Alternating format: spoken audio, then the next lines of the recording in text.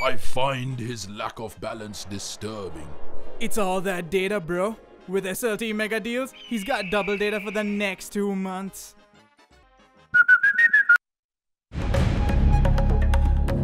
Good evening. Making headlines first at 9. Another day in Parliament.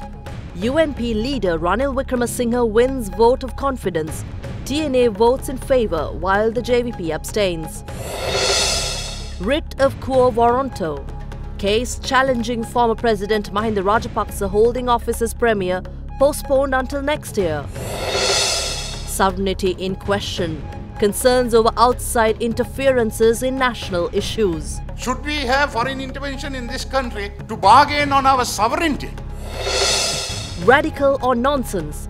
Australia cricket plans to replace the traditional coin toss with a flip of a bat. Brexit in chaos. British Premier Theresa May faces vote of no confidence.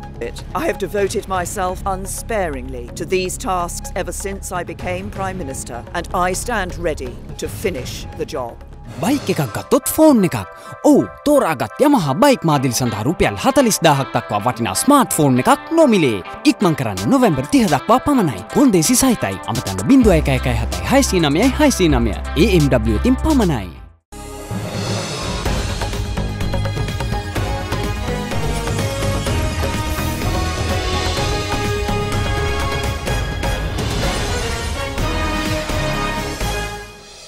Good evening, bringing you news from across Sri Lanka and around the world on First at 9 on Other Derana 24/7 Sri Lanka's news channel.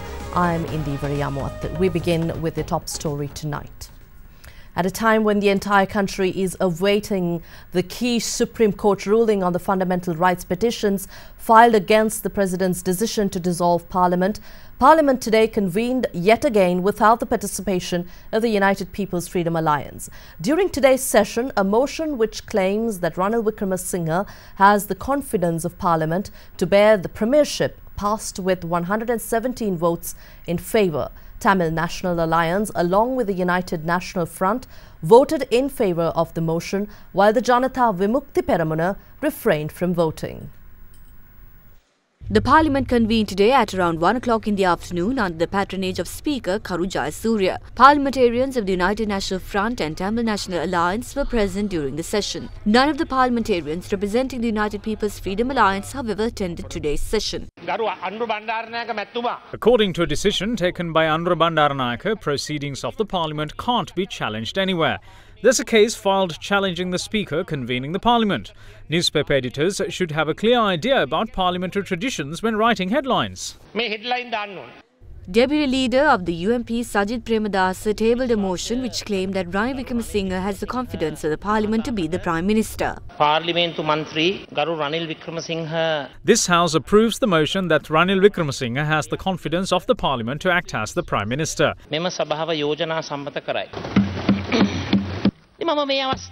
I make a kind request to the President at this moment. Don't waste any more time. I request to appoint Ranil Wickremesinghe as Prime Minister of this country to escape from the dire situation it has fallen into. I notice shortcomings when analysing articles and clauses of this Constitution, and I believe that it should be amended. When considering the 6th clause of the Constitution, I think that all governments that are to be established in the future should not focus solely on themselves or the communities they are partial towards when declaring their policies. They should be legally binding. They should fear that 20 million people in this country can go to the Supreme Court over their political and civil rights if there are issues with state policies. I second the motion ensuring confidence on Ranil Wickremesinghe as the Prime Minister. I tabled the letter dated 29th November, signed and sent by 14 members of Parliament of the Ilangai Tamilarase Kachi to His Excellency Maithripala Sri Sena. The said letter explained the stand of the Ilangai Tamilarase Kachi ITAK in 3 languages. We wish to very clearly state that we will not function as part of the government and that we will continue to sit and function in the opposition. Honourable Speaker, despite showing confidence in Parliament, The people have lost confidence and Ranil Wickremesinghe should take the responsibility for that. He failed to create a society which stands up to conspiracies to grab power. The current mindset of the society is that they somewhat approve such conspiracies. The architect of that mindset is Ranil Wickremesinghe.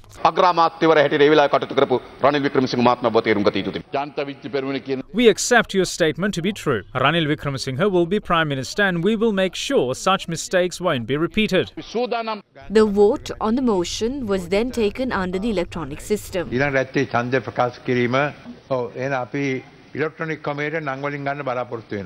The motion passed with 117 votes in favour, that included votes from the UNF, TNA as well as the parliamentarians who recently withdrew from the government and sat in the opposition, PSN Gamage, Manushana Nayakara and AHM Fauzi. Parliamentarians of the Janata Vimukta Peramuna, however, refrained from voting. I see this as an important step taken to defeat the anti-constitutional situation that was created after the 26th of October. I accept the fact that we have issues as a government. We know the suffering of the Tamil people in the north. We plan to give solutions for those issues through our development plans. We are committed to give a political solution which will be accepted by all Sinhala, Tamil and Muslim people through the constitution we are to prepare, which will ultimately unite the country. We are also committed to abolish the executive presidency.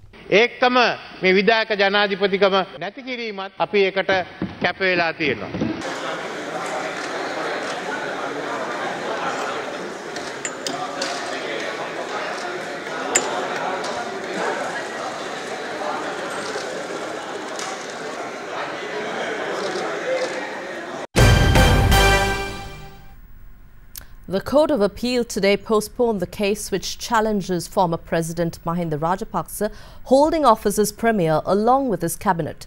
It determined that the case will be taken up for hearing on the 16th, 17th and 18th of January next year. Meanwhile, the appeal filed against the interim order issued by the Court of Appeal restraining Mahinda Rajapaksa from holding office of Prime Minister and his cabinet from functioning is fixed for support on Friday by the Supreme Court. A writ of quo warranto was filed by 122 parliamentarians restraining former President Mahinda Rajapaksa from holding office of Prime Minister and his cabinet from functioning earlier this month. The petition was filed by parliamentarians of the United National Party, Tamil National Alliance, JVP, Sri Lanka Muslim Congress and North Ceylon Makkal Congress. On the 3rd of December, the Court of Appeal issued an interim order restraining former President Mahinda Rajapaksa from holding office of Prime Minister and his cabinet from functioning until a final determination is reached with regard to the quo warranto writ petition. This petition was examined by a judge bench, including President of the Court of Appeal Preeti Padman Surasena and Arjuna Abbesekara. When the petition was called today, attorneys appearing on behalf of the respondents Mahinda Rajapaksa and several others raised objections and stated that the petitioners had not properly submitted relevant documents of the case to the respondents according to the Supreme Court rules.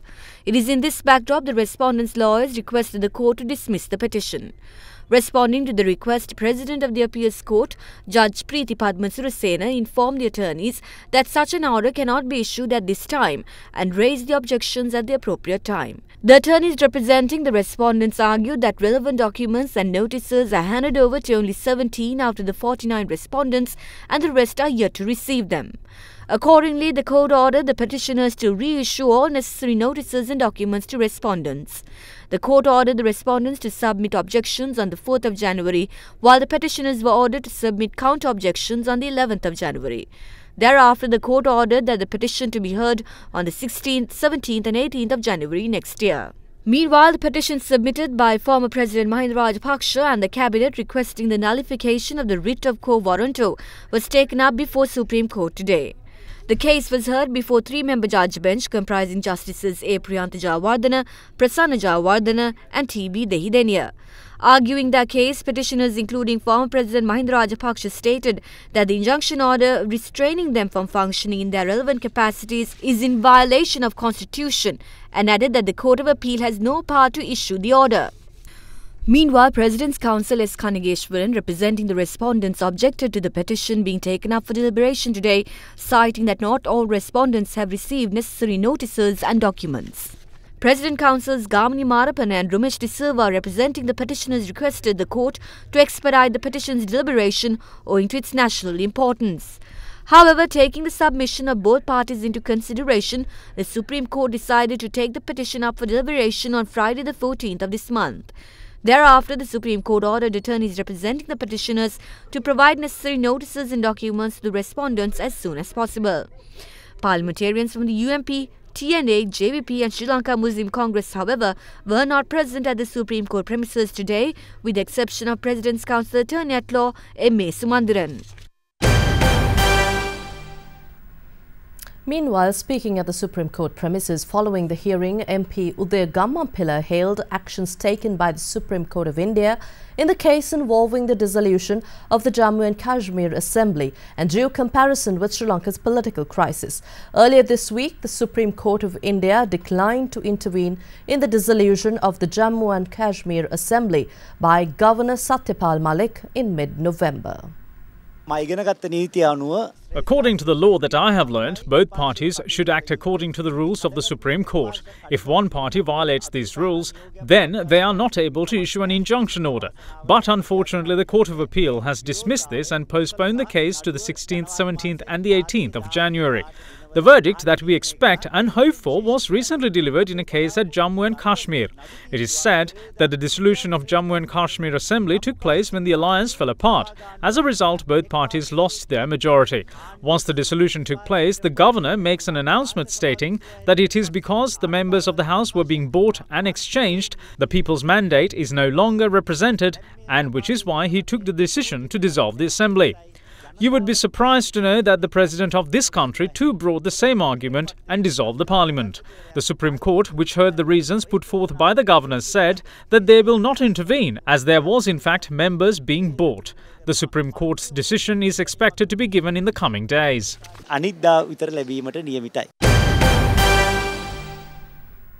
The Sri Lanka Freedom Party and the Sri Lanka Podujana Peramuna are set to contest the looming general election in a broader alliance. Mahajana Eksat Peramuna and several other leftist parties have come to a consensus with the SLFP and the UPFA over the prospect. General Secretary of the SLFP, Professor Rohana Lakshman Piyadasa, said that all relevant parties discussed the matter yesterday at a meeting attended by President Maithripala Sirisena and former President Mahinda Rajapaksa. Sri Lanka Freedom Party, Sri Lanka Podujana Peramuna, Mahajana Eksat Peramuna and several leftist parties have reached an agreement to contest the upcoming general election as a broader alliance. SLFP General Secretary Professor Rohana Lakshman Piyadasa announced that the agreement was reached following discussions with President Maithripala Sirisena, former President Mahinda Rajapaksa and other parties including the UPFA at the Presidential Secretariat last night. Discussions were mainly about contesting the upcoming elections as a broader alliance consisting of the Sri Lanka Freedom Party, Sri Lanka Podujana Peramuna, Mahajana Eksat Peramuna and several leftist parties.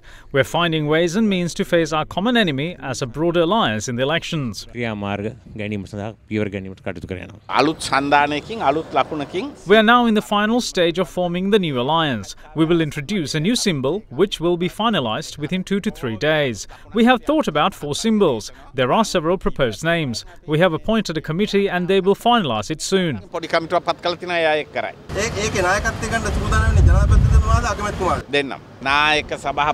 Both. It can be an alliance with a leader, a chairman and a vice chairman or with co-leaders. There is an issue about giving bonuses to employees. Therefore, we decided to issue a circular sanctioning the due bonuses. UPFA parliamentarian Kehelia Rambukwella expresses concern over serious questions hovering over Sri Lanka's sovereignty. Addressing a media briefing held in Colombo today, MP Rambukwella said that the international community should not be allowed to interfere in national issues. In the meantime, speaking at the same forum, UPFA parliamentarian Dallas Alahaperumas said that if the TNA votes in favour of a Prime Minister, they forfeit the right to be the opposition in Parliament. A couple of days ago, the American ambassador visited the chief prelates of Askeria and Malwakachar. And what did he say? That unless democracy is restored in the country, in their terms, their terminology of democracy does not relate to delaying of elections. for 2.5 years. People who are champions of democracy, the very basic of democracy is the elections has been postponed indefinitely. These so-called international figures, foreign ambassadors, who shows immense interest in the present crisis or the present situation, did not have the nerve to go and ask the high priest, please ask them to restore democracy by way of having election. They totally ignored that, and now they're talking of that the Millennium Fund will be released if democracy is. We are a sovereign nation. We are quite knowledgeable to run our own affairs. We cannot live like the frogs in a well. We need assistance from others, but not depriving the right of democracy, the right of franchise, the right of the people, and the sovereignty of the people. That cannot, at whatever the cost, be diluted by the unwarranted presence of the foreign elements that are playing a major role. The sovereignty is in serious question, and I don't think anyone ever should be allowed in the slightest form, in the faintest form, leave alone politics. Should we have foreign intervention in this country to bargain on our sovereignty? The motion claiming Ranil Wickremesinghe has the confidence in Parliament is brought in a backdrop where the public has challenged his parliamentary membership in the Supreme Court, and a quo warranto petition is filed against him for misusing public funds. With parliamentarians of the Tamil National Alliance voting in favour of a Prime Minister or presenting an affidavit in his favour, the leadership of the opposition and their right to be in the opposition are automatically nullified. With our parliamentary experience, it should be said that if this parliament continues to be after this vote, they lose the right to be the opposition. You are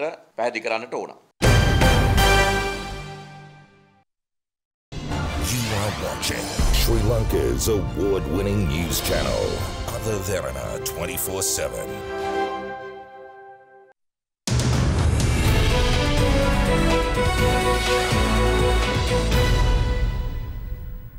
Welcome back. In tonight's business news, the governor of the Central Bank of Sri Lanka, Dr. Indrajit Kumaraswamy, stresses that a strong regulatory and supervisory framework in the domestic market is a prerequisite in better positioning local banks in regional markets. Addressing an event held in Colombo yesterday, he elaborated on the measures taken by the Central Bank of Sri Lanka in recent times towards achieving such objective. Regional expansion of local banks will help to grow businesses owned by local entities. The CBSL encourages local banks to expand their businesses in the region. Accordingly, some of the DSIBs have already started expanding in regional countries. A strong regulatory and supervisory framework in the domestic market will be a prerequisite for better positioning our local banks in the regional market. The CBSL has also signed MOUs with the Reserve Bank of India, the State Bank of Pakistan and the Bangladesh Bank on regulatory cooperation and collaboration. It is also in the process of drafting an MOU with the Maldives Monetary Authority. As far as the implementation of the Basel III framework is concerned, it has issued Basel III capital regulations, it has issued Basel III liquidity standards, and it's in the process of finalizing the leverage ratio. With the finalization of the leverage ratio, Sri Lanka completes the implementation of Basel III standards in line with the international timeline. To comply with the stringent Basel III capital requirements, as you know, local banks have raised capital both in the domestic market and are also intending to raise funds internationally at competitive rates.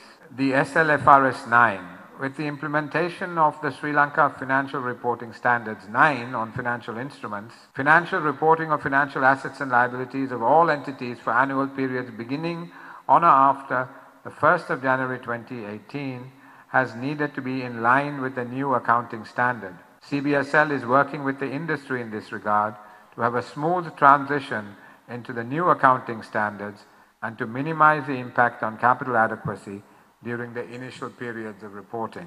Now, technology risks resilience. CBSL has also issued a consultation paper on technology risk resilience for licensed banks. The proposed directions intend to set minimum regulatory expectations on technology resilience for licensed banks in general, as well as based on sensitivity of data, criticality of information systems, and type of information system infrastructure used. Other measures implemented recently to strengthen the regulatory framework include regularizing foreign currency borrowing by banks, issuing directions in financial derivative transactions, establishing a regulatory framework on agency banking. Well, moving on to some international business news, China has reportedly proposed cutting tariffs on US-made cars to 15%, the same tax levied on car imports from other countries. Bloomberg reported that China's cabinet will review the plans, which would undo the 40% import duty that China had imposed on US cars this summer. The proposal, the timing of which remains uncertain, comes as the two countries restart trade talks. US President Donald Trump said earlier this month that China would cut the tariffs. However, the claim has not yet been confirmed by Chinese officials, who are sowing confusion.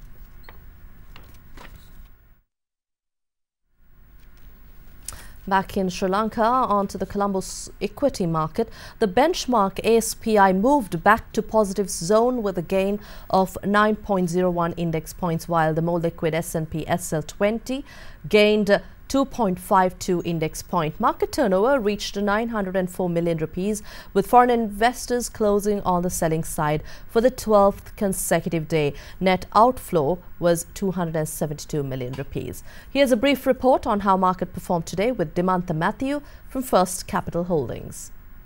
Both the equity and debt markets saw slower activity levels with the upcoming festive season. The bond market saw yields at the shorter end of the yield curve slightly increasing, falling in line with today's bill auction, which actually saw one-year bills rising by about 4 basis points to 11.24%.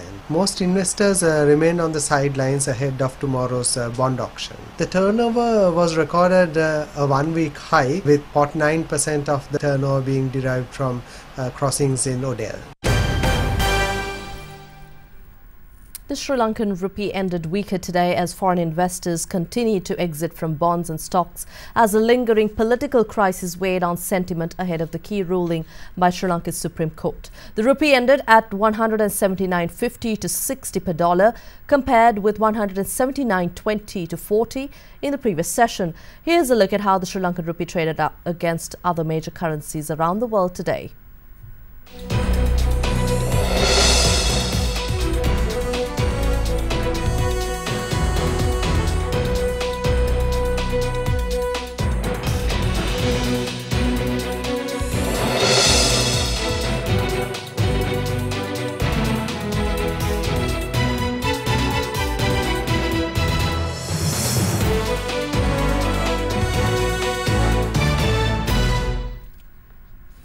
Well, back in some political news, the UPFA alleges that there is a secret agreement struck between the United National Party and the Tamil National Alliance.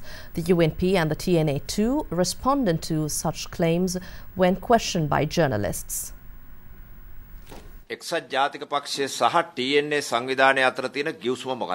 What is the agreement between the UNP and the TNA? I'm going to reveal certain information regarding the deal. We need answers. Once MP Siddharthan, who was a member of the LTTE, stated in writing the reasons why he would support the UNP. The first agreement struck was that by February, a new constitution should come into effect and create a federal state. The second was to address complaints against army officers over their conduct towards the end of the war. Thirdly, to merge the North and East and create a separate state. However, the UNP denied allegations made by the UPFA. No, there are no such conditions. We must understand that the East and the North have been gravely affected by war, and what we agreed was to develop the country as a whole as soon as we can. The UNP will not be changed by such conditions and sacrifice our principles to the TNA or any other party. We have not signed any agreement and we never will. MPMA Sumandiran also responded to allegations levelled by the UPFA. There are no conditions. However, we spoke about problems faced by the people. Ranil Wickremesinghe explained this in his speech today. He said that there will be a new constitution and that the country will not be divided and cannot be divided, and that they will look into the issues faced by the North and East. However, TNA MP C. Sivamohan stated that the UNP promised to address issues faced during the regime of former President Mahinda Rajapaksa. In 2010, during Mahinda Rajapaksa's time, the Forest Department came and segregated land for the ministries. There were issues like this and injustice. The UNP promised that they will address these problems if they come into power. You are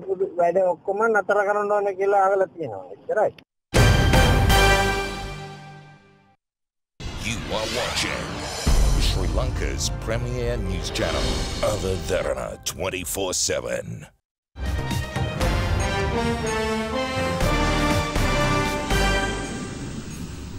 Welcome back. In international news, UK Prime Minister Theresa May will face a vote of no confidence in her leadership, which is set to commence at 9:30 p.m. UK time for a period of 2 hours.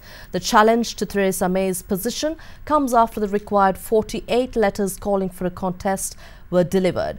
May, who has been Prime Minister since shortly after the UK voted to leave the European Union in year 2016, has faced criticism in her party for the Brexit plan she had negotiated.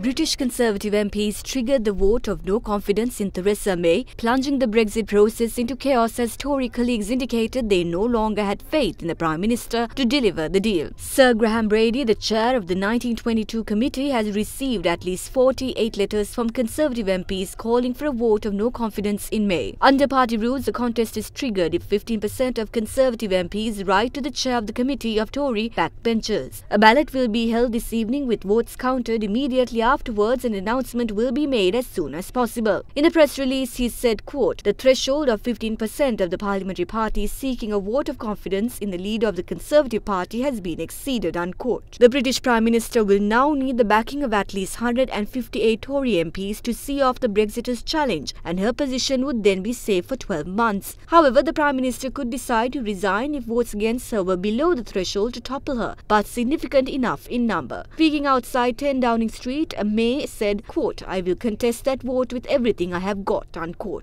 Weeks spent tearing ourselves apart will only create more division, just as we should be standing together to serve our country. None of that would be in the national interest. We'll put our country's future at risk and create uncertainty when we can least afford it. I have devoted myself unsparingly to these tasks ever since I became Prime Minister, and I stand ready to finish the job.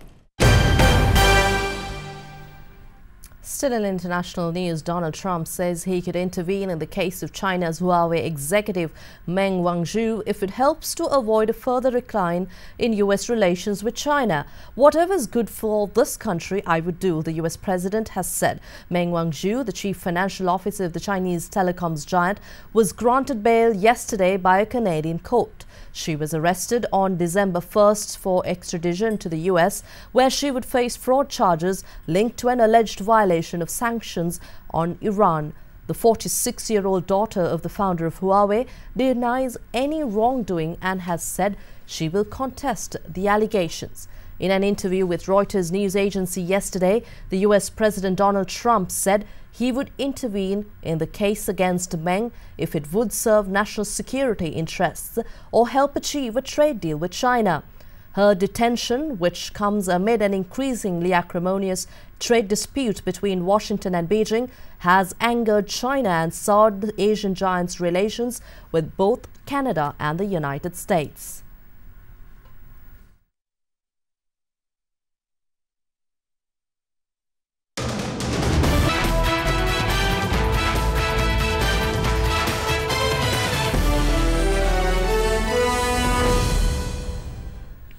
And World Chief Instructor of Kensho Karate International Association, Dirk Schoenberg, and his team conducted a karate training session for students representing schools in the southern province. The session took place at the Ratnadorame Auditorium in Ratgama of Gaul on Monday. Facilitated by the Sri Lankan branch of the Kensho Karate International Association, over 500 selected students from schools in the southern province participated in the special karate training session conducted by World Chief Instructor of Kensho Karate International Association, Dirk Schoenberg, and his team. I think the importance of karate is that we create real value of development for young people and even for adults in terms of organization, discipline, humanity, and sport, because I think sport and the right values in life are always creating a very rich and healthy life, so that throughout your life you're not getting sick, you're creating the right attitude, the right discipline, you have respect, you're respecting others, and this is the way of how karate is working. So I'm very honored to work together with Sudat Mendes to connect people from different countries, from Germany and from Sri Lanka, to see that there's no difference in terms of skin color, language, because we are all doing the same karate, and that's the beauty of sport. Well, that's it for tonight from First at 9, but as usual, we'd like to leave you with some visuals. Before we go, we're leaving you with visuals of the first ever International Tattoo Festival to be held in Sri Lanka. The festival was held in Colombo over the weekend with the participation of over 50 of the best local and international tattoo and body piercing artists. The goal of the event was to improve social perception on body art. Enjoy the visuals. Good night.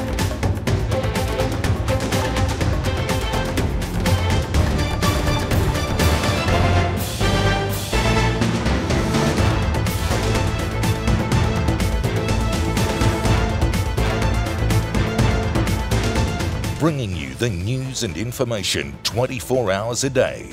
This is Sri Lanka's premier news channel, Derana 24/7.